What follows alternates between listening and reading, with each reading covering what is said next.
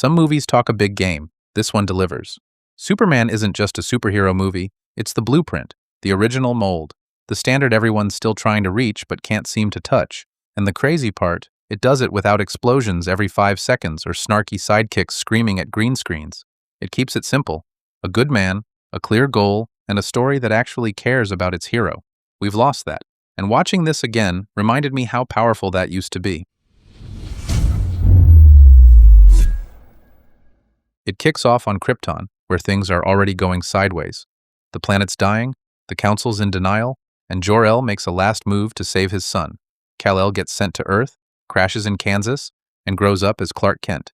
He's stronger than everyone around him, but he's taught to hold back, stay humble, and figure out what that strength is really for. Then his dad dies, and the search for purpose begins. He builds the Fortress of Solitude, learns the truth about who he is, and steps into the suit. When he shows up in Metropolis, it's game on.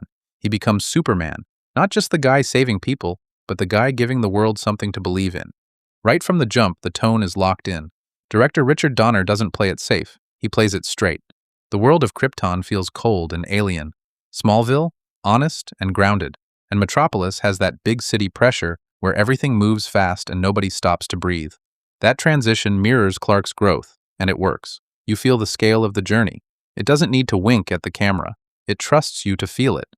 And that first big save, Superman catching the helicopter, still hits harder than most third-act finales today. That scene doesn't scream for attention. It earns it. What takes this thing to the next level is Christopher Reeve. The man didn't just put on the suit. He became the character. His Superman has strength without ego, calm, capable, and full of heart. But the real magic is Clark Kent. The posture changes, the voice shifts, the entire vibe flips. You believe it's two different people. That's not movie trickery. That's performance.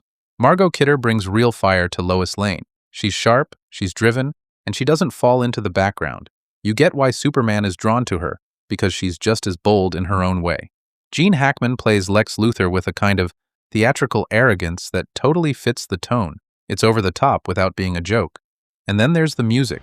John Williams didn't write a theme, he wrote the sound of hope. You hear it, and something clicks in your chest. It's that powerful.